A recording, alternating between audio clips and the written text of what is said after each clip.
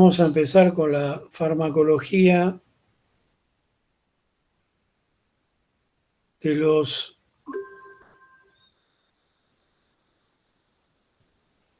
antiparasitarios,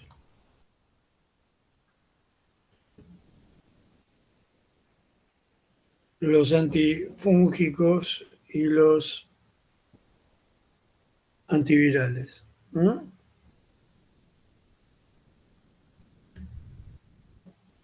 Bueno, ustedes saben que hay diferentes tipos de parásitos. Parásitos anillados, parásitos que no lo son, gusanos, vermes, etc.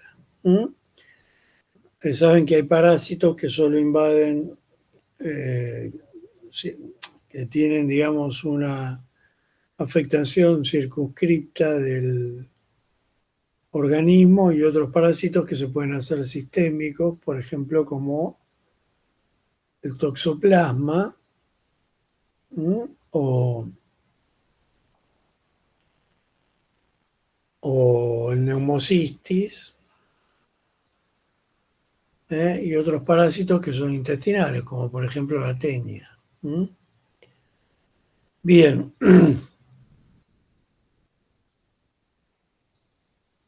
Para cada uno de estos parásitos, sí, hay una indicación precisa de un antiparasitario, que es lo que vamos a ver a continuación, con el detalle por ahí de alguno en particular que necesite ser aclarado. Por lo demás, lo que tienen que hacer es tratar de recordar las indicaciones de cada uno de ellos.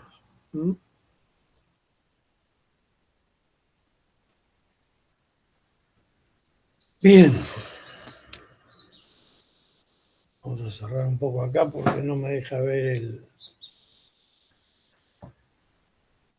Bueno, por empezar tenemos los antiprotozoarios, y entre los antiprotozoarios tenemos los que se usan para el tratamiento de la neumocistosis,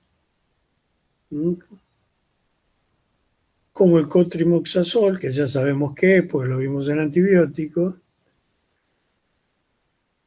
la pentamidina y la clindamicina más primaquina. Tengan en cuenta que algunos de estos parásitos, en realidad, si bien están incluidos en el tema antiparasitarios, no lo son, no son estrictamente parásitos. Para el tratamiento de la toxoplasmosis, que es una enfermedad sistémica, que tiene su importancia, como ustedes saben, primordial en el embarazo, utilizamos la pirimetamina como droga de elección. Las sulfas ya no se usan tanto, pero se pueden usar se pueden utilizar a veces la pirimetamina combinada con sulfadiazina, y si no, clindamicina con pirimetamina. Y para la situación muy particular de la toxoplasmosis en el embarazo, ustedes saben que hay dos situaciones donde la toxoplasmosis es particularmente grave. Una es cuando es un parásito oportunista en la inmunodepresión, particularmente en el síndrome de inmunodeficiencia adquirida,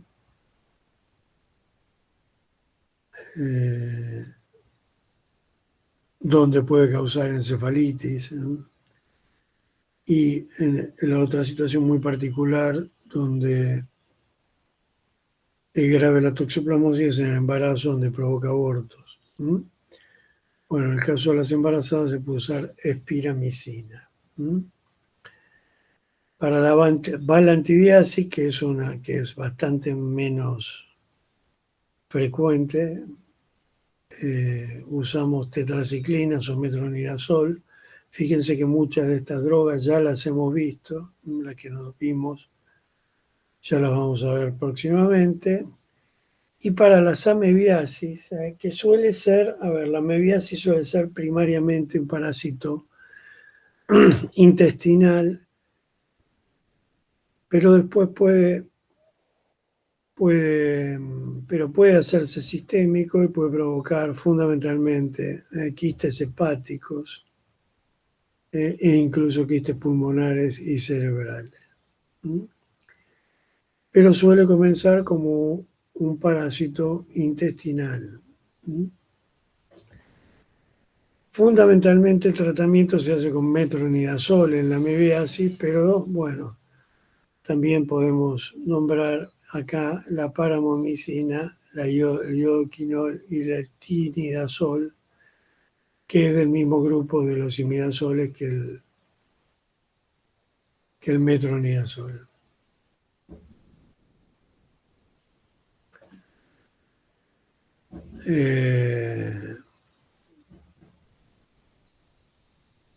Bueno, el iodoquinol,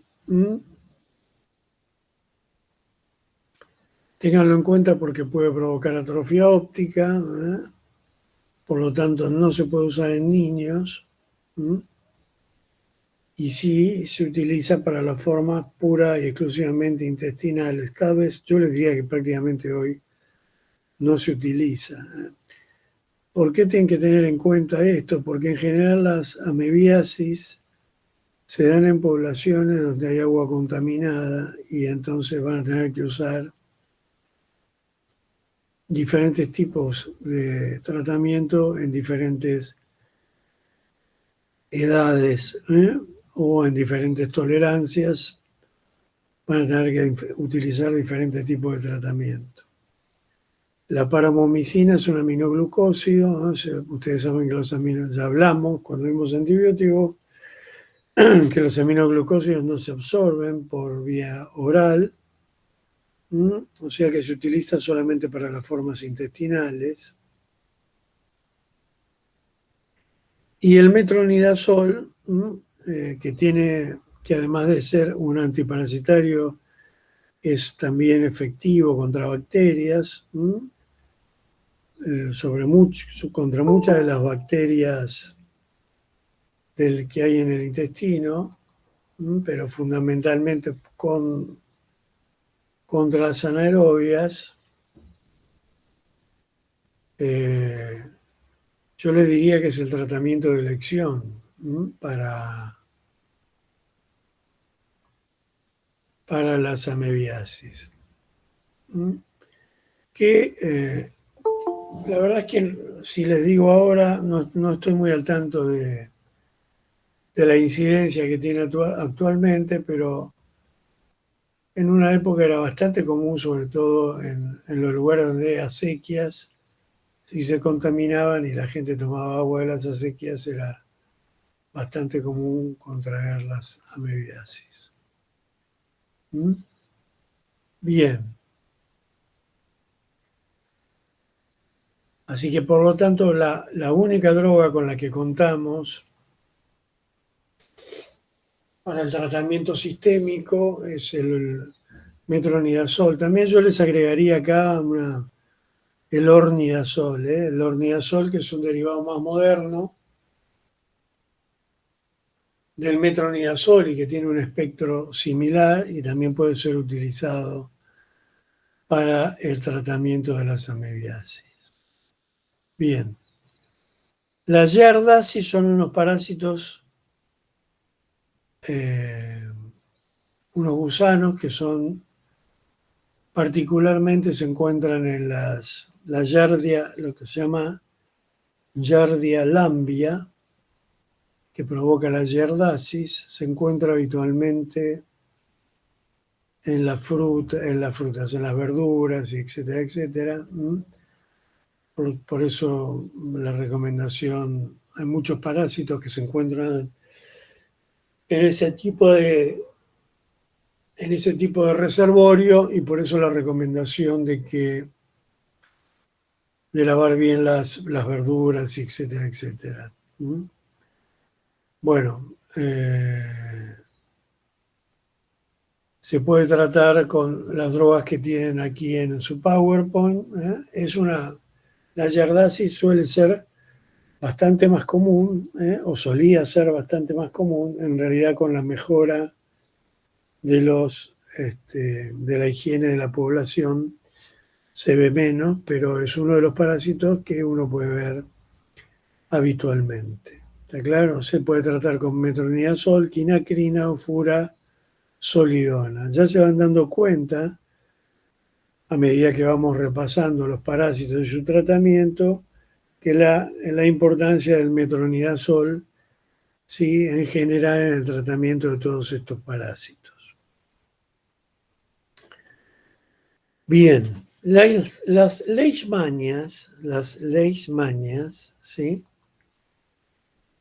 no son estrictamente parásitos, no son estrictamente parásitos, son una clasificación aparte. No son hongos, no son parásitos, no son bacterias, son leishmanias. Entran dentro de ese lugar a donde están las ricketsias, las clamidias, ¿sí? Se estudian acá, no son estrictamente parásitos y pueden provocar una cantidad diversa de enfermedades, ¿sí? Una cantidad diversa de enfermedades no muy habituales de ver en la zona donde nosotros vivimos, pero por ejemplo hay algunas leishmanias que son endémicas, algunas leishmaniasis endémicas, sobre todo en el litoral, yo le diría en la zona más norte del litoral, y también en el noroeste. Así que, nada, tengan en cuenta que son microorganismos diferentes de los parásitos, pero que se estudian acá. Todas, en general, todas las leishmaniasis, ¿sí?, tienen manifestaciones locales y sistémicas. Y pueden provocar diversos tipos de enfermedades, muy diversos tipos de enfermedades. De hecho, si observan su guía de estudio, ven que tienen la mayoría de las drogas con las que se trata son drogas de acción sistémica. Metaglumina y pentamidina ya no se usan tanto, se usan sí anfotericina B, rifampicina y sobre todo clotrimoxazol, que era la combinación de sulfamethoxazol, trimetroprima y metronidazol para los tratamientos orales. También algunas leishmanias son o pueden ser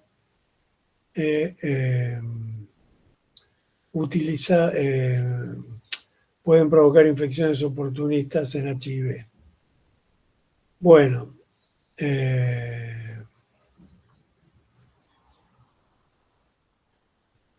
la enfermedad de Chagas, para la enfermedad de Chagas, que es la enfermedad que sigue acá en orden, o que tienen ustedes descritas en orden,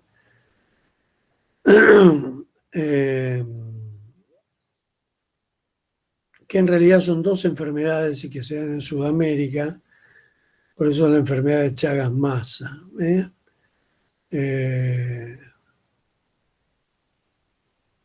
En Argentina, la enfermedad de Chagas produce particularmente enfermedades cardiovasculares, enfermedad cardíaca, sobre todo en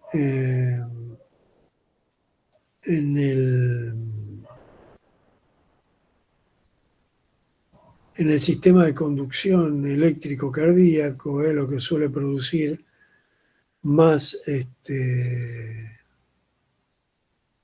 particularmente son bloqueos de rama derecha, o sea, digamos, si en este país vemos una persona del interior con un bloqueo de rama derecha, lo primero que tenemos que pensar es en una enfermedad de Chagas. Así todo, hay muchos pacientes que tenemos infectados con el parásito de Chagas, aunque todavía no tienen manifestación de enfermedad. En nuestro país lo describió Massa, por eso la enfermedad de Chagas Massa, y Chagas era un brasilero que lo describió en Brasil. En Brasil, curiosamente, el parásito de la enfermedad de Chagas no provoca cardiopatía, digamos, no provoca afectación del sistema de conducción cardíaco, pero sí provoca megacolon. En vez de afectar el sistema de conducción cardíaco, lo que provoca es una invasión de los plexos del intestino grueso particularmente, con lo cual el paciente va perdiendo su peristaltismo y va acumulando materia fecal, con lo cual deriva en un megacolon. No. Hay muchas hipótesis al respecto de por qué en la Argentina es de una manera la enfermedad y en el Brasil de otra manera, pero bueno, es el mismo parásito y provoca dos enfermedades distintas en Argentina y en Brasil. ¿Está claro? Acá ustedes saben que es transmitido por un bichito que se llama vinchuca. Suele dar un complejo primario. En general, la vinchuca no pica, pero suele hacer su materia fecal en la cara de los pacientes o cerca de los ojos, y al refregarse los pacientes se inoculan el parásito a través de la mucosa conjuntival. Eso les provoca una hinchazón del ojo y un dolor, un enrojecimiento, inflamación que se llama complejo primario.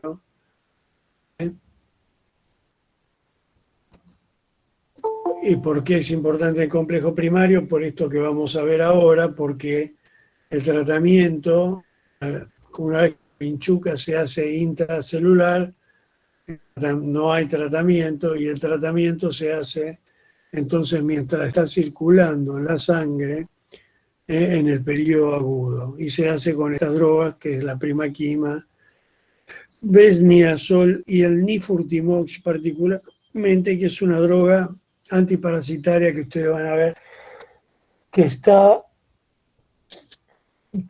dirigida únicamente y particularmente al Chagas. Bien, continuemos. Entonces, se entendió bien lo de la enfermedad de Chagas, ¿no? Es una enfermedad en Brasil, otra enfermedad en Argentina. Pero el parásito es exactamente el mismo. Obviamente la vinchuca, ya saben esto, no hace falta que se lo repita, porque supongo que en el colegio secundario ya se lo dijeron, que se desarrolla en las casas precarias de adobe, de barro, techo de adobe, y ahí hacen los nidos y bla, bla, bla, bla, bla. ¿Está? Bien. Por lo tanto, como corresponde a un país subdesarrollado, en vez de construir viviendas como corresponde una vez cada tanto, hay unas fumigaciones en esas casas precarias, en esos ranchos, para evitar que la vinchuca se reproduzca. Nada de hacer casas de material. ¿Para qué? Bueno, continuemos. Bueno, las tricomonas, ya saben ustedes que seguramente ya las conocen. Es un parásito que, si bien puede estar en cualquier lugar, coloniza y provoca con más frecuencia vaginitis, con menos frecuencia balanopostitis en el hombre. La tricomoniasis es una enfermedad de transmisión sexual. Les digo para las chicas, para que sepan que la tricomoniasis es una enfermedad de transmisión sexual. Digamos que en una pareja cerrada en donde no hay tricomonas, no deben aparecer tricomonas porque estamos hablando de una enfermedad de transmisión sexual. Por lo tanto, cuando aparece una tricomona, quiere decir que hay un tercero, cuarto, quinto, sexto, séptimo, octavo, noveno en discordia. ¿Está claro? ¿Por qué les digo esto? Porque los tratamientos se hacen en pareja. ¿Sí? Entonces, cuando se hace el tratamiento de la tricomoniasis, se debe hacer el tratamiento con la pareja y el amante. ¿Se entiende? O sea, la pareja y, para hacerlo genérico y moderno e inclusivo, debe tratarse la pareja y le amante también debe tratarse. Porque si no, se vuelven a infectar y se vuelven a tratar y no paramos nunca. ¿Está claro? Les digo esto porque además en el hombre no siempre causa una balanopostitis, pero el hombre está contaminado. Así que el tratamiento lo tiene que hacer igual, porque aparentemente el pene está normal y sin embargo está contaminado con la tricomona y sigue esparciendo la tricomona. ¿Está claro? Por lo tanto, los tratamientos siempre son de la pareja o de todos los integrantes de la comunidad sexual. ¿Está claro? Bien, esto es fundamental, además es pregunta de examen, por eso se lo repito. Se trata con metronidazol. En general, el tratamiento con óvulos de metronidazol es suficiente. En general, el tratamiento con óvulos es suficiente. Hay óvulos también, van a haber óvulos o había, no sé si en este momento están, porque no me dedico a la ginecología, no sé si están en el mercado, pero también hay óvulos con tinidazol, ornidazol o otros imidazoles que también tratan a la tricomona. Tricomona es sencilla de tratar, pero requiere tratamiento de pareja. El hombre, obviamente, no hay óvulos para ponerse en el pene, no hay óvulos intrauretrales, por lo tanto, el hombre debe hacer un tratamiento sistémico con metronidazol, claramente. ¿Está claro? Esto ténganlo en claro, pero el tratamiento siempre es para ambos. ¿Sí? Y durante el tratamiento no hay que tener relaciones sexuales. Fundamental. Bien, sigamos. Profe, disculpe, ¿y en el Sí, caso de embarazo? en Se el da, caso... si la mujer No está te, embarazada, también se sí, da los óvulos de metronidazol. sí, los óvulos, en general, la absorción del metronidazol no es muy importante por vía vaginal. De todas maneras, tampoco es que la tricomona vaya a provocar algún tipo de infección que sea peligrosa, digamos. Lo que pasa es que va a ser molesto y obviamente no vas a estar todo el embarazo con un flujo amarillento, desagradable, maloliente, porque bueno, no me parece que sea agradable para nadie. Pero bueno, la situación es esta, se lo digo porque lo que pasa habitualmente, sobre todo, digamos, no con las mujeres más adultas, pero con las adolescentes suele pasar, o las mujeres jóvenes que están en edad de libertinaje, suele pasar que que no se curan y no se curan y no se curan. Bueno, no se curan porque no tienen abstinencia sexual y porque además no tratan, no les indican a sus parejas que se traten, o sus parejas no son del todo condescendientes y no hacen el tratamiento, bueno, por causas múltiples, y la reinfección ocurre, y entonces por ahí para tratar una infección local que con una semana o 10 días de tratamiento se soluciona, estamos 2 o 3 meses, ¿eh? O están, yo no, porque por suerte no trabajo ahí. ¿Mm? Bueno, seguimos con los antihelmínticos. Los helmintos son lo que ustedes ya conocen como parásitos anillados, ¿no? Y que tienen movimiento.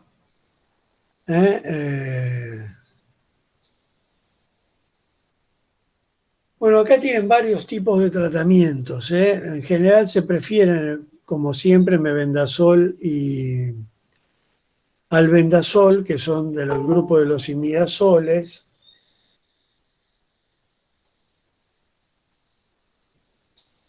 Pero hay otros tantos tratamientos, ya en general, salvo el pamoato de Pirantel, no se usan demasiado, pero sepan que también se puede usar el praziquantel y la niclosamida, ¿eh? El mecanismo de acción de los antihelmínticos es la parálisis o la inmovilización del parásito y se usa por vía oral. Se producen con los antihelmínticos alteraciones gastrointestinales, cefalea, anorexia, erupciones cutáneas, etc. A veces esto está provocado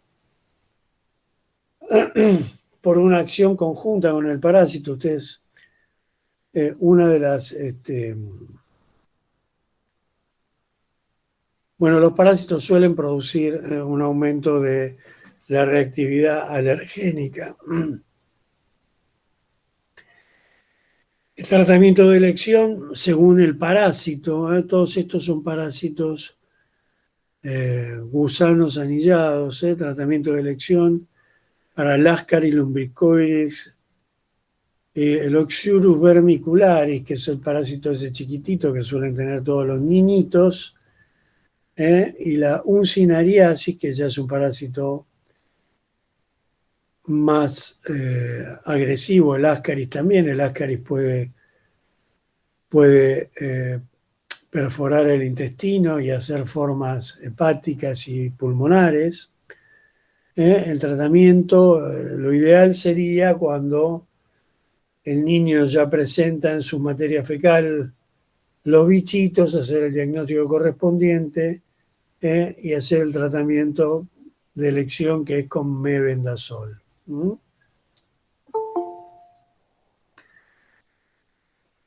Obviamente ustedes saben que el más habitual de los parásitos es el Oxyurus, es el Oxyurus vermicularis, que es ese bichito chiquitito que provoca mucho picazón en la cola.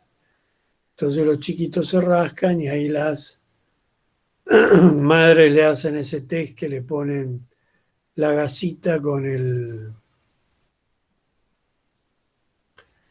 la cinta scotch y lo llevan al laboratorio y ahí queda pegadito el parásito o los huevos y se diagnostica. El diagnóstico, si el parásito se ve, se hace viendo el parásito. El Ascaris es un gusano. Se ve el Ascaris. El Ascaris incluso, me acuerdo de una paciente una vez, está descrito en la literatura, pero casi nadie lo vio. Yo me acuerdo de haber visto una paciente en el Hospital Eva Perón de Merlo hace muchos años atrás, una paciente de Mariano Acosta, con una obstrucción intestinal, y cuando abrimos, en la época en que hacía anestesia, y hablando de hace no menos de 30 años, cuando abrimos la paciente, lo que tenía eran ovillos de Ascaris, ovillos. Así como ovillos de lana, bueno, ovillos de gusanos. Me acuerdo que a la señora le habremos sacado aproximadamente 2 o 3 lebrillos llenos de gusanos, de lombricitas, que obviamente después repartimos como carnada para que vaya a pescarlas la gente. Bien, para todos estos parásitos que son bastante comunes, el Oxyurus por encima de todo, y el Ascaris yo le diría en segundo término, el tratamiento es el mebendazol. Bueno, la filariasis y la larva migrans son enfermedades endémicas ¿en qué región de nuestro ISPA? Son enfermedades endémicas en la región mesopotámica, ¿sí? Incluyendo el delta. Suelen estar en la tierra, en el barro, y suelen entrar por la piel, penetrando a través de la piel, y van migrando por los linfáticos hasta anidar en las estaciones ganglionares.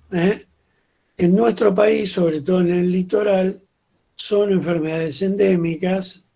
La filariasis produce lo que ustedes ven como elefantiasis. ¿Saben lo que es la elefantiasis? ¿Saben lo que es la elefantiasis? No, yo no. Bueno. Sí, donde crece alguna parte del cuerpo como mucho más grande. Bueno, como entran por el pie, suelen hacer estación en los ganglios de la ingle, ¿sí? Y tapar el drenaje linfático, obstruir el drenaje linfático y generar una pierna de elefante. Una pierna de un diámetro muy grande. Eso se denomina elefantiasis por la característica que tiene la pierna. O sea que la filariasis no es un parásito intestinal, la filaria, sino que entra a través de la piel. ¿Quedó claro?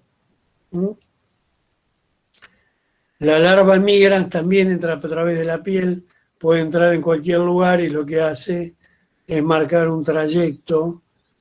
No suele provocar elefantiasis como la filaria, pero marca un trayecto a través de la piel, queda como un trayecto marcado por la migración de la larva. Bien. Bueno, la tenia ya la conocen, tenemos la tenia saginata y la tenia solium. Puede verse cada tanto, no tiene la frecuencia del Oxyurus, pero puede ser bastante frecuente. Se encuentran en las verduras, así que cuando se contrae, en general, se contrae por mala higiene. Primero a través de las verduras mal lavadas y en lugares donde son muchos viviendo en condiciones no muy adecuadas, lo que puede pasar es que se contagien entre ellos. Se trata con praziquantel. El praziquantel inmoviliza el parásito. El parásito de la tenia tiene como una cabeza que se adhiere al intestino, por el cual va chupando sus nutrientes en el intestino. Por eso el paciente, la particularidad del paciente con una tenia, además de que puede evacuar en la materia fecal pedazos del parásito que van cayendo.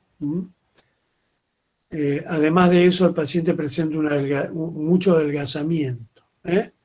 Es más, en alguna época, algún loco de esos que hace tratamientos biológicos para adelgazar, lo que hacía era infestar a los pacientes con una tenia para que la tenia les consumiera sus nutrientes y bajaran de peso, y después hacía el tratamiento de la tenia y la expulsaba. Bien, en la tenia se trata con, ya sea la tenia solium, que es más cortita, o la tenia saginata, que puede medir metros. No me acuerdo ahora exactamente hasta cuántos metros puede medir, pero es muy larga. Pero está adherida al intestino por la cabeza. Por lo tanto, ustedes tienen que hacer el tratamiento con praziquantel, inmovilizar al parásito, matarlo, ¿sí? Pero después, muchas veces, hay que corroborar en la materia fecal que esté el escólex o cabeza del parásito para dar por concluido el tratamiento y para estar seguro de que ese tratamiento fue efectivo. Por lo tanto, sí, a veces requiere el uso de laxantes para provocar la salida del escólex o cabeza del parásito. Hay que corroborar siempre que la cabeza del parásito haya sido expulsada, porque puede ocurrir que no haya sido exitoso el tratamiento y la cabeza del parásito quede enganchada en el intestino, con lo cual el parásito se vuelve a desarrollar. ¿Estamos? Bien. Todo esto lo ven en adultos y ancianos, me imagino, ¿no? Bien. En microbiología lo estuvimos viendo hace unas clases. Bueno, Todo sobre parásitos. me parece bien entonces. Entonces me voy a ahorrar las descripciones y voy a hacer más rápido. El Cysticercus bovis es un parásito que, como su nombre lo indica, se encuentra en el ganado vacuno, provoca la cisticercosis. Son enfermedades sistémicas, tanto la cisticercosis como la hidatidosis, que suele estar en el ganado vacuno, pero fundamentalmente en el ganado porcino, sobre todo en el que está criado, si no de manera más casera, digamos, alimentado no de forma correcta, no vacunado, sin cuidados, etcétera, etcétera. La hidatidosis ya saben que puede provocar quistes hidatídicos, hepáticos o pulmonares, a veces también cerebrales. Estos quistes, y la cisticercosis también provoca quistes, pero sin contenido líquido, con quistes más cerrados y duros. El tratamiento es con antiparasitarios, fundamentalmente el tratamiento de la hidatidosis, sobre todo, es quirúrgico. Ustedes saben que es quirúrgico. Primero se inyecta el quiste con una solución de formol para esterilizarlo, porque cuando uno abre y saca el quiste, tiene que tratar de que ese quiste no se rompa, porque si se rompe, siembra el contenido del quiste en donde está, y lo que hace es un desastre, porque en esa siembra van a salir un montón de quistes. Así que, por suerte, es una enfermedad que ya no se ve tanto a partir de la civilización y de los controles sanitarios. Pero sigue viéndose una vez cada tanto. O sea, cada vez que ustedes vean un quiste hepático con un nivel, que es así como se puede ver en una placa o en una ecografía, ¿sí? Deben sospechar que puede ser una hidatidosis. En general, el quiste hepático se ve como con unas cositas nadando en la superficie que no son otra cosa que los parásitos en la superficie del nivel líquido, obviamente. Bien. La esquistosomiasis y la facilasis, se trata con praziquantel también, son enfermedades que se hacen, son parásitos por suerte más raros, más difíciles de encontrar.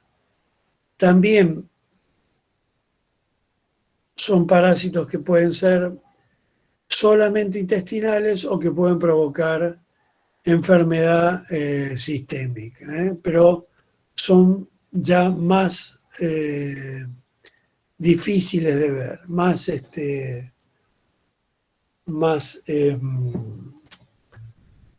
extraños, o sea, menos comunes de ver. Bueno, seguimos. Los antiparasitarios externos, tenemos la sarna o escabiosis. El tratamiento de elección para la escabiosis hoy en día es la ivermectina. La ivermectina se toma una sola vez y ese es el tratamiento de la escabiosis en general. En general se puede repetir a la semana para asegurarse de que el tratamiento fue efectivo. Se puede hacer el tratamiento combinado con permetrina, que es una loción al 5% que se tiene que esparcir por el cuerpo después de bañarse y dejarlo durante 24 horas para volver a bañarse. Y así, junto con la ivermectina que se toma en ayunas 2 horas después y 2 horas antes de cualquier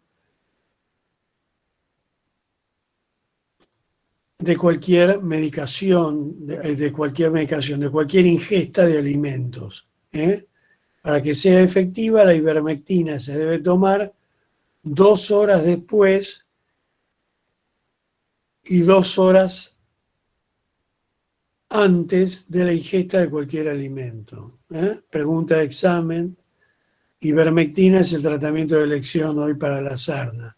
Recuerde que la sarna provoca picazón, provoca como unos túneles subcutáneos, que si uno los pinta con tinta china, por ejemplo, o con cualquier otro colorante, se van a ver en la piel los túneles que va provocando el Sarcoptes escabiei, que es el ectoparásito que provoca la sarna.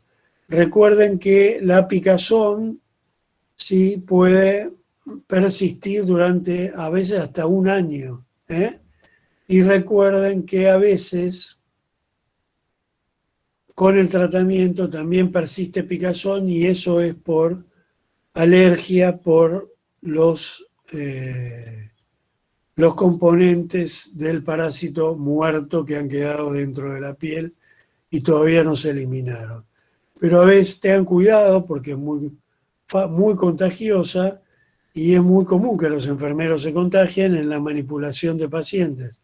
Así que cuando ven un paciente con algún signo de sarna que se rasca mucho, se fijan en la piel y para ir a rotarlo o a tocarlo o a tratarlo, camisolín y guantes, y siempre sacándose y desechando todo para no contagiarse, porque después pica. Y pica. Profe, ¿puedo hacer un comentario? Sí. Una vez estaba trabajando en un geriátrico y ingresó un abuelo. El médico que lo revisa, le revisa el cuerpo y nosotros le comentamos de que tenía un salpullido extraño, a lo que el médico dijo que no, que era una alergia del sol. 2 días después estábamos todos llenos de sarna.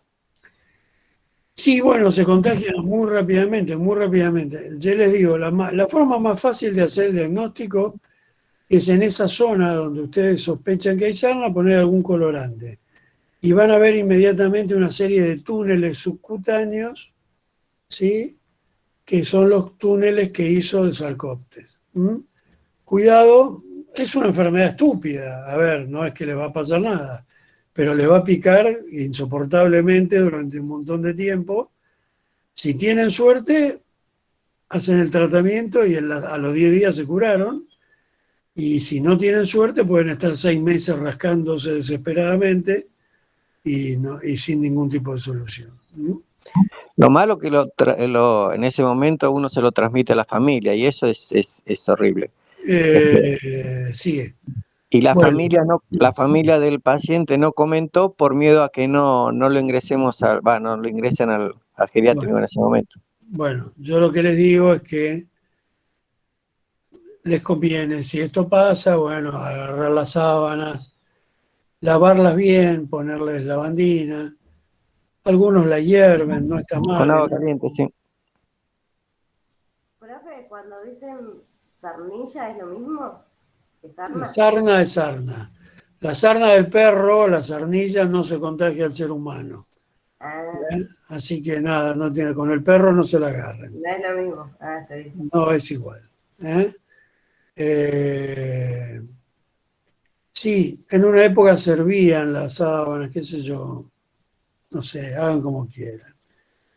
Hiervan unos fideos, pero cierren el micro. ¿Estamos? Sepan, tengan cuidado porque es muy común que se contagien, sobre todo los enfermeros. Bien, sigamos. Bueno, ya dijimos, el tratamiento es la ivermectina. Ivermectina. ¿Está claro? Bueno, la pediculosis se trata con permetrina. No le vamos a dar malatión ni carbarilo con permetrina. Está bien, las pediculosis se tratan.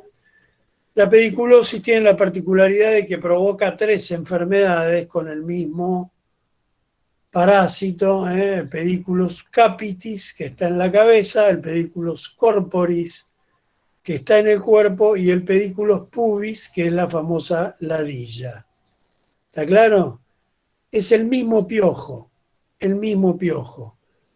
Por diferentes circunstancias del ambiente, de la piel y del pelo de los lugares, se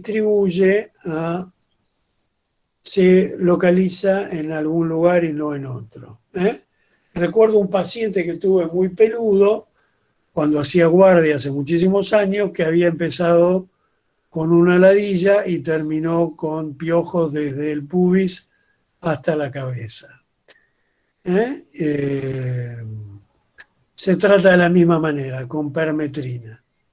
Permetrina. Los piojos se ven, no hay mucho que decir. Hay que sacar, los chicos solían tener en una época, ahora no sé. Por suerte no tengo hijos chicos. Así que nada, se ven los piojos, hay que sacar los huevitos para que no vuelvan a crecer. Hay montones de productos ahora. La permetrina era el producto clásico, ahora hay montones de productos, hasta, no sé, licuado de ajo, lo que a ustedes se les ocurra. Han sacado montones de cosas nuevas para el tratamiento de los piojos.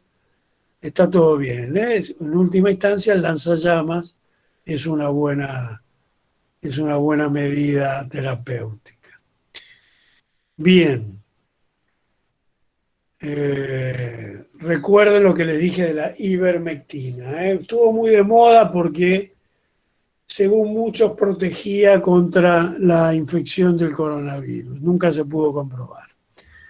Bueno, entramos con otra serie de parásitos. Es interminable esta clase y muy aburrida. Entramos en otra serie de parásitos que son parásitos en general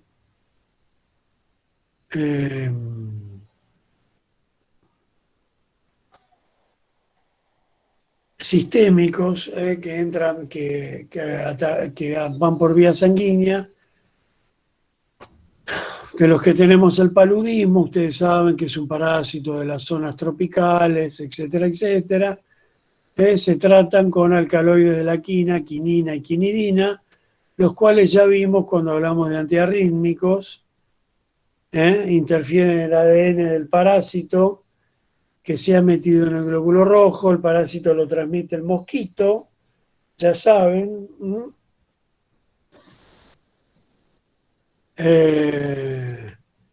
Todos derivados de la quinina, cloroquina, mefloquina, primaquina.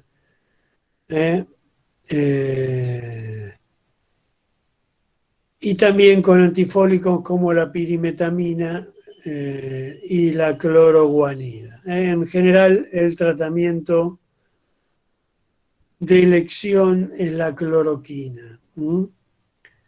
El tratamiento de elección es la cloroquina, que es lo que hay. También la hidroxicloroquina, que acá no figura, pero que es un derivado hidroxilado de la cloroquina. En algunos casos también se usa bastante, también se puede usar bastante la pirimetamina para el uso o el uso combinado de cloroquina y pirimetamina, pero son fármacos muy tóxicos. Acuérdense del sinconismo,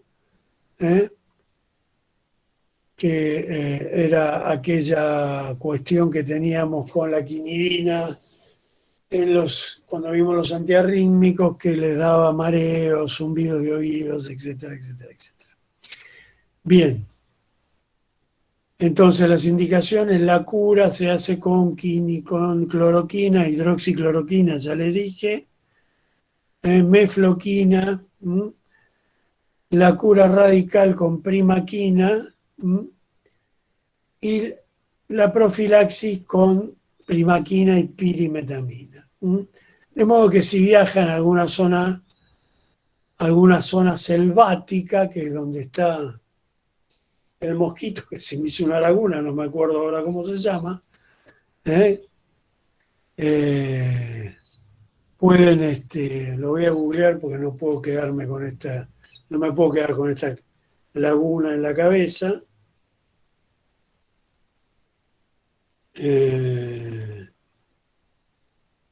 Mosquito que transmite el paludismo.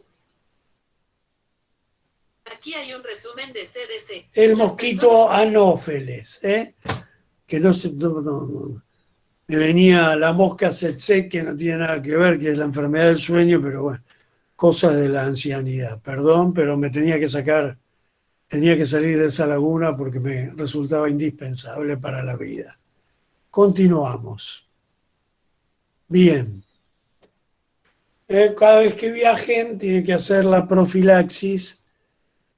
Cuando viajan al África profunda, en sus excursiones de caza, tienen que hacer la profilaxis contra el paludismo. ¿Está claro?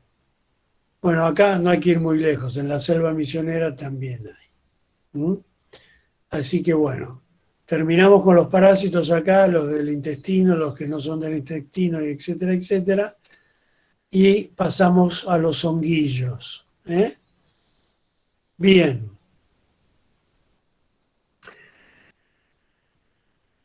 Bueno, tienen varios tratamientos para hongos. La clasificación de los antifúngicos la tienen acá. En general se caracterizan por su grupo químico y también se clasifican por su acción, digamos, si son, ya sea que son de acción sistémica o de acción tópica. Entonces tenemos los antibióticos antifúngicos sistémicos como la anfotericina y la grisofulvina, sobre todo la anfotericina, que se usa para las infecciones sistémicas graves por hongos, y tópicos como la anfotericina y la nistatina, más enfocada a las candidiasis. Los azoles sistémicos como el queta, fluco, itraconazol, la flucitocina y la caspofungina, de los cuales los que más se usan son el fluco e itraconazol, los de uso más extendido, y los tópicos que todos compramos en la farmacia para nuestros piecillos, bifonazol, clotrimazol, econazol, que se venden mucho en el verano para la pileta. Las silaminas como la terbinafina nafina, que puede ser, en general se usa para uso tópico, pero puede ser usada para uso sistémico. Nadie usa terfinamina para uso sistémico. Y otros, como el tolnaftato, ciclopirol y yoduro potásico, que son un poquito más antiguos y que ya prácticamente no se usan. Bueno, vamos con la anfotericina B, que es el más importante, sobre todo para el tratamiento de los hongos sistémicos. El mecanismo de acción es que crea poros en la pared del hongo y una conlección oxidativa de la pared. Se utiliza para las infecciones sistémicas severas, por ejemplo, la candidiasis sistémica oportunista, sobre todo en pacientes inmunocomprometidos, particularmente se ve bastante en el síndrome, en los HIV, síndrome de inmunodeficiencia adquirida, la aspergilosis, que es un hongo que puede provocar enfermedad símil tuberculosis o tuberculosis-like, y otros hongos sistémicos, como por ejemplo las blastomicosis, que también en general son hongos que provocan enfermedades tuberculosis-like. Se usa en las micosis sistémicas, el uso es endovenoso, se diluye en una gran cantidad de suero, se diluye en 500 mililitros de suero, tiene alta unión a proteínas y metabolismo hepático, es bastante hepatotóxico, se elimina poco por riñón y por vía biliar. Hay que darlo en un tiempo bastante prolongado, si es posible, darlo en 3 o 4 horas, para asegurarse que la toxicidad no sea mucha. Provoca un síndrome tóxico particular con escalofrío, fiebre y dolor abdominal, como si fuera una hipertermia maligna, pero es un síndrome tóxico agudo. Puede ser nefrotóxico, obviamente tiene que darse por una vía gruesa, en general una vía central, porque provoca tromboflebitis, y hay que tener cuidado sobre todo con la hipopotasemia, sobre todo con la hipopotasemia. Hay que evitar, yo les vuelvo a repetir, bueno, los que hacen terapia intensiva ya lo saben, se utiliza lentamente, hay que evitar la utilización rápida porque puede dar arritmias y muerte. Las interacciones con aminoglucósidos, foscarnet, aminoglucósidos ya vimos, son antibióticos, foscarnet y ciclosporina son antivirales, aumentan la nefrotoxicidad. Potencia la toxicidad de la digital, bueno, no tiene importancia porque ya casi no van a haber pacientes que tomen digital. Aumenta el bloqueo neuromuscular por la hipopotasemia. Con esto hay que tener un poco de cuidado porque muchas veces la anfotericina se gotea en pacientes que están intubados y ventilados, o sea, en síndromes en SIDA, en síndrome de inmunodeficiencia adquirida severa, que están internados en terapia intensiva porque abandonaron el tratamiento o porque debutaron de esa manera, y a veces estos pacientes están intubados y relajados y entonces prolonga mucho la relajación neuromuscular. Bueno, acá está lo que les dije antes, siempre hay que diluirlo en volúmenes muy grandes de destroza al 5% y darlo lento en infusión continua. a veces se utiliza todo un turno para infundir la anfotericina. Bueno, la enistatina está dedicada particularmente a la cándida albicans. Se usa siempre por vía tópica en candidiasis cutánea o en vaginitis candidiásica o balanopostitis candidiásica, etcétera, etcétera. Provoca esa secreción o ese flujo particular, blanco, arricotado, y se trata, provoca el muguete en los chicos, bueno, ya lo conocen, en los bebés particularmente, se trata por vía oral, no se absorbe por vía oral, pero sí lo sirve cuando uno la utiliza por vía oral para limpiar el intestino de cándidas, sobre todo en los, no sé si en este momento se usa en pediatría, pero en una época en los bebés se hacía el tratamiento combinado, se le daba la anistatina para ponerle en la colita, y la anistatina vía oral líquida para que hicieran buches o para pasarle por la mucosa bucal y para que lo tomaran para limpiar de cándidas el tubo digestivo. Saben que la candidiasis es bastante común, incluso es un hongo muy oportunista cuando toman algún antibiótico, sobre todo las chicas saben que cuando toman algún antibiótico suelen desarrollar enseguida candidiasis vulvovaginales. Así que es un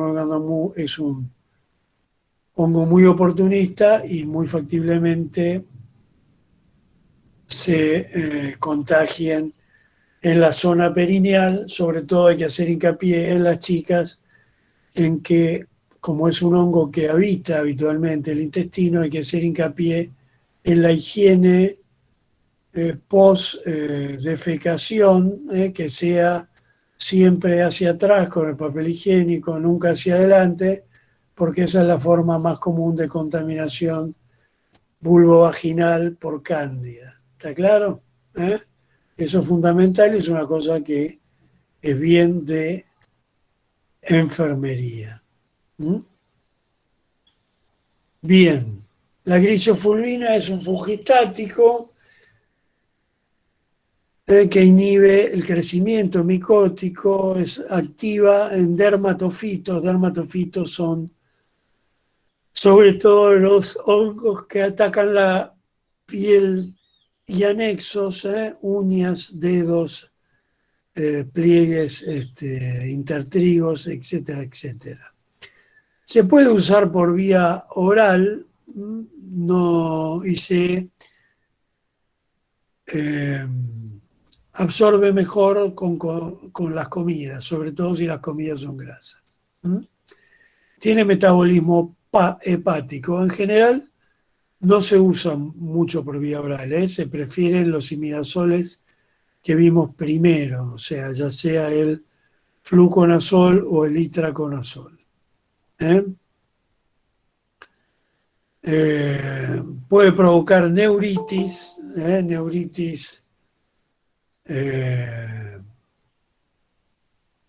neuropatía periférica.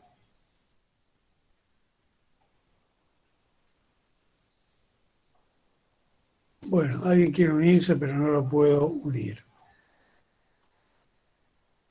Neuropatía periférica, y puede dar un síndrome confusional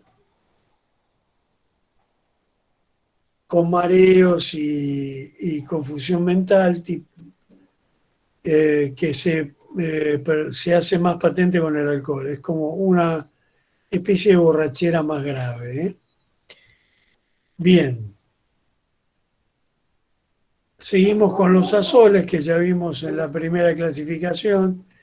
Inhiben las enzimas oxidativas, inhiben la síntesis de ergosterol, que es fundamental para la constitución de la pared del hongo. Estos ya los conocen, son más famosos, el clotrimazol, que es el famoso Empecid, el ketoconazol, etcétera, etcétera. El cortimazol se usa por vía tópica. El ketoconazol se puede usar por vía oral también. En general se prefiere el fluconazol o el itraconazol, porque el ketoconazol no tiene mucha efectividad por vía oral y suele provocar molestias intestinales, ginecomastia y alteraciones menstruales. El itraconazol de todos estos es el más potente, es el que mejor biodisponibilidad tiene metabolismo hepático y también puede generar cierto grado de hepatotoxicidad con aumento de las enzimas hepáticas. Y, bueno, erupciones cutáneas es muy inespecífico, cualquiera de ellos las puede provocar, pero ojo con el itraconazol y a veces también con el fluconazol, más comúnmente con el itraconazol. Ojo con el aumento de las enzimas que hay que monitorear. Tengan en cuenta que el itraconazol a veces se usa cuando las infecciones a hongos son bastante rebeldes. Uno no trata de no usarlo de entrada, no tratan de no usarse de entrada, pero suele haber movimiento de enzimas hepáticas, suele ser bastante frecuente. El fluconazol tiene la ventaja se utiliza por vía oral, tiene la ventaja de atravesar el líquido cefalorraquídeo, por lo tanto se puede utilizar en alguna micosis cerebral, y además tiene, en relación al itraconazol, una baja incidencia de efectos adversos. La flucitocina se asocia en ocasiones al tratamiento de las micosis sistémicas, se asocia a la anfotericina B, sobre todo para las micosis que hablamos, que son tuberculosis-like. Atraviesa el líquido cefalorraquídeo y efecto adverso causa depresión de la médula ósea. Esto, recuérdenselo, porque siempre les digo, acuérdense que para los exámenes tienen que recordar estas cosas particulares de cada uno de las drogas. La caspofungina altera la pared micótica, es activa para aspergilosis y candidiasis en las formas invasivas. O sea, es un antimicótico que se reserva solamente para este tipo de tratamientos y no es de uso común para tratamiento de micosis. ¿Está claro?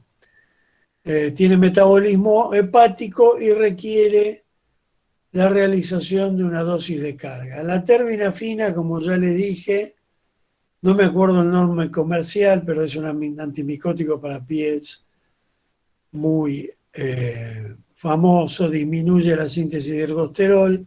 Se puede usar por vía oral, no se usa por vía oral.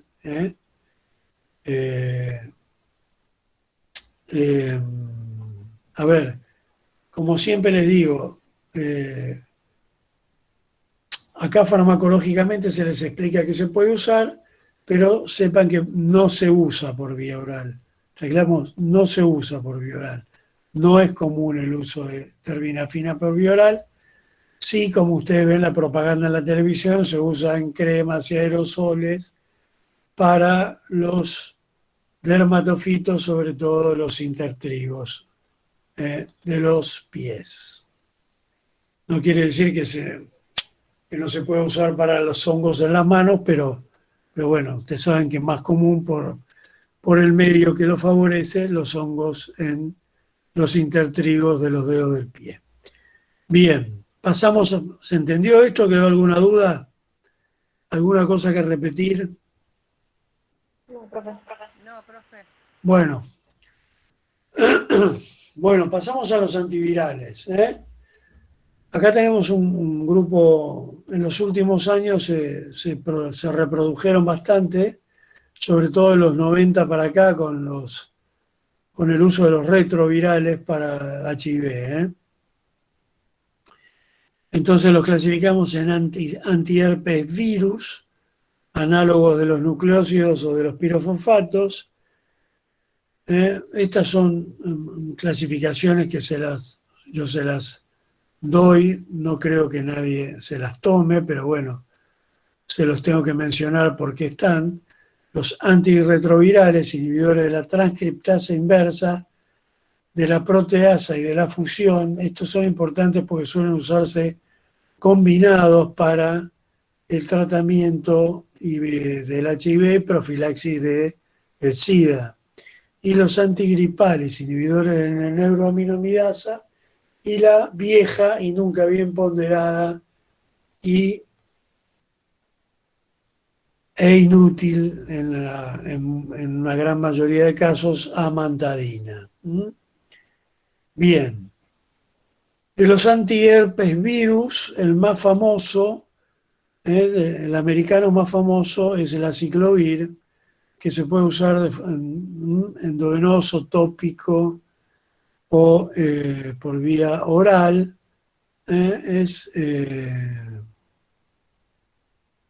útil para la profilaxis y tratamiento de los herpes virus 1 y 2 y del virus de la mononucleosis, y tiene neurotoxicidad propia que se potencia con sidobudina. Acá entramos con una serie de nombres que, perdónenme si se me traba la lengua. La brivudina se utiliza por vía oral, para el tratamiento del herpes virus y el herpes zóster en pacientes inmunocompetentes, o sea, no en inmunocomprometidos. El ganciclovir es derivado del aciclovir, también para el herpes zóster, para el herpes virus y también para el citomegalovirus, sobre todo inmunodeprimidos. Esto se da bastante, la encefalitis por citomegalovirus, en inmunodeprimidos, leucémicos y HIV. Es teratógeno y se da por vía oral o por vía endovenosa, obviamente cuando tenemos cuadros graves, como por ejemplo una encefalitis, se utiliza por vía endovenosa. Tiene varios efectos adversos a nivel de la médula ósea, pudiendo causar baja de todas las series que se producen en la médula ósea, neutropenia, trombopenia y anemia. Bueno, cefalea, ustedes saben, siempre la tienen a mano para nombrarla como efecto adverso. Con el AZT, otra vez, se profundiza su efecto mielosupresor, o sea, su efecto sobre la médula ósea.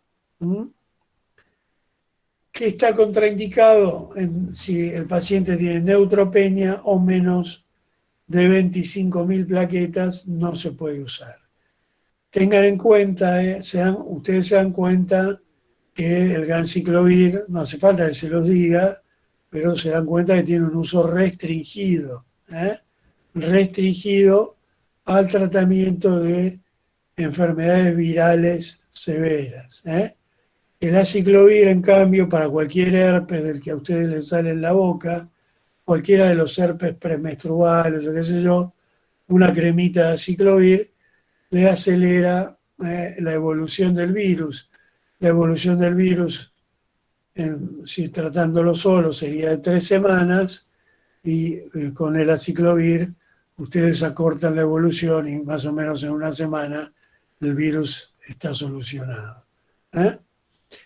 Bien, continuemos. El foscarnet, que es un análogo de los pirofosfatos, se une a la ADN polimerasa e impide la elongación del ADN, que es el paso anterior al pliegue al pliegue espiral del ADN. No les importa nada de esto a ustedes y a mí tampoco, pero bueno, acá está, por lo tanto les explico por qué es la elongación del ADN, porque si no, no se entiende. Bien, es de uso endovenoso, se usa para las infecciones por citomegalovirus, sobre todo, ya les dije, en citomegalovirus, sobre todo para encefalitis a citomegalovirus, que es la manifestación más importante. También la neumonitis son más raras, en general la encefalitis a citomegalovirus es lo que se ve en pacientes inmunodeficientes o en VIH. Se usa para estas infecciones cuando son resistentes a ganciclovir. Da insuficiencia renal, fiebre, diarrea, hipocalcemia, hipomagnesemia, cefalea y parestesias. Y la hidroxuridina ya prácticamente no se usa porque fue desplazada por el aciclovir y se usa para el tratamiento tópico de la queilitis por herpes virus. Ya prácticamente está desplazada por todas las cremas de aciclovir. Bueno, entramos en la larga sección de los antirretrovirales, de los que tenemos los inhibidores de la transcriptasa inversa,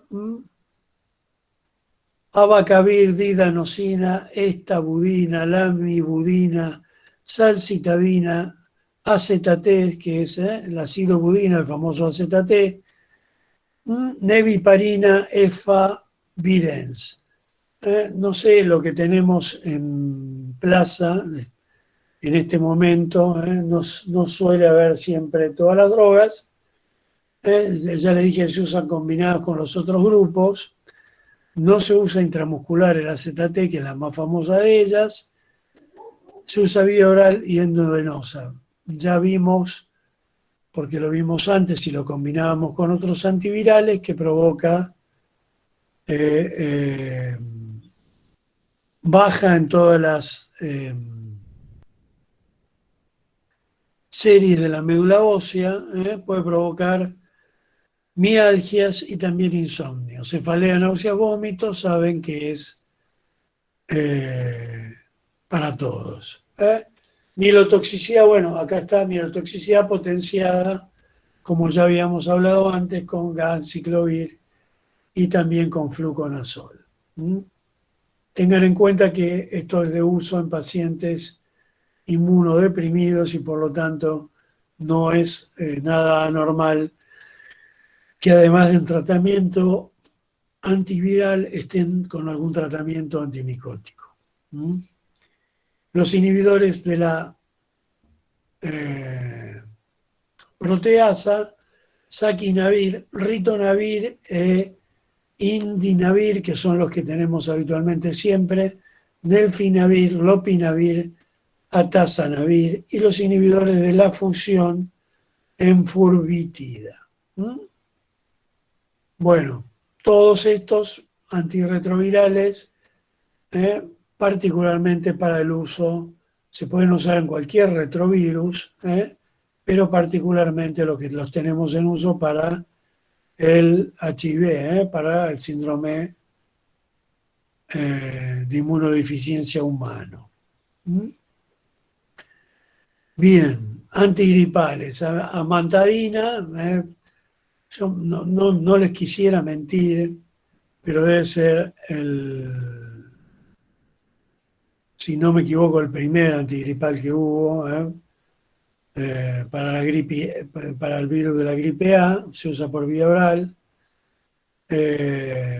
Neuroaminidasa para la gripe A y la gripe B, La verdad es que no se usa. Sí, el oseltamivir, que se usó mucho durante la epidemia de gripe A que tuvimos hace unos años, que tiene muy buena eficacia y buena tolerancia para la gripe A y para la gripe B. Los otros dos no tienen ni muy buena tolerancia ni muy buena eficacia. Sí, el oseltamivir les agrego acá, pero bueno, uno de síntesis nuevo que se desarrolló durante el año pasado para ver si era efectivo para el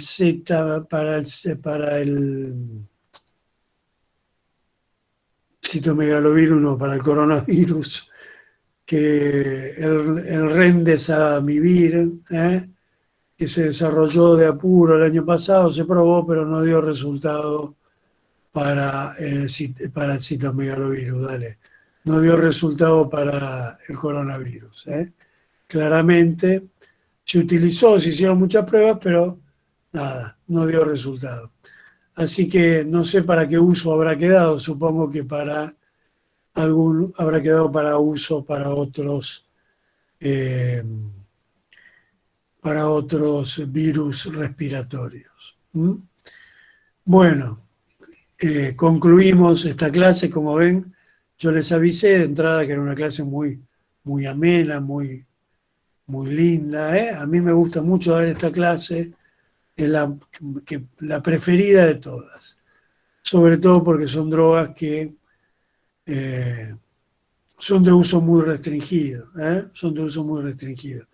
Los antiparasitarios en general son drogas muy restringidas al uso infectológico para los que hacen infectología en el Hospital Muniz, o sea, infectología a nivel enfermedades endémicas del país, y el resto de los antiparasitarios son de uso muy restringido en pediatría. Los antimicóticos sistémicos son de uso muy restringido en las unidades cerradas. Los generales los conocemos todos, y los antivirales también son de uso bastante restringido para unidades cerradas y para infectología. Por lo tanto, es una clase un poquito críptica. Así que léanla porque tienen algunas cosas muy puntuales que aprender, y esas cosas puntuales son las que después son preguntas de examen. ¿Está claro? Bueno, chicos, después lo grabo y se los cuelgo en el canal. ¿Sí? Adiós. Veo que quedaron 13, me preocupa. No sé si no entraron más, o de los 20 y pico que eran, ya encima quedaron todavía menos. Traten de aprobar el cuarto parcial, porque si no, nos vamos a ir de picnic. Vamos a hacer poco, vamos a caber en un auto si seguimos así. Por ahora con un colectivo nos sobra. Yo creo que con una combi estamos bien. Así que traten de estudiar y aprobar. Suerte. Gracias. Chao, profe, gracias. Nos vemos, profe. Chao. Profe. Nos vemos, profe. Suerte.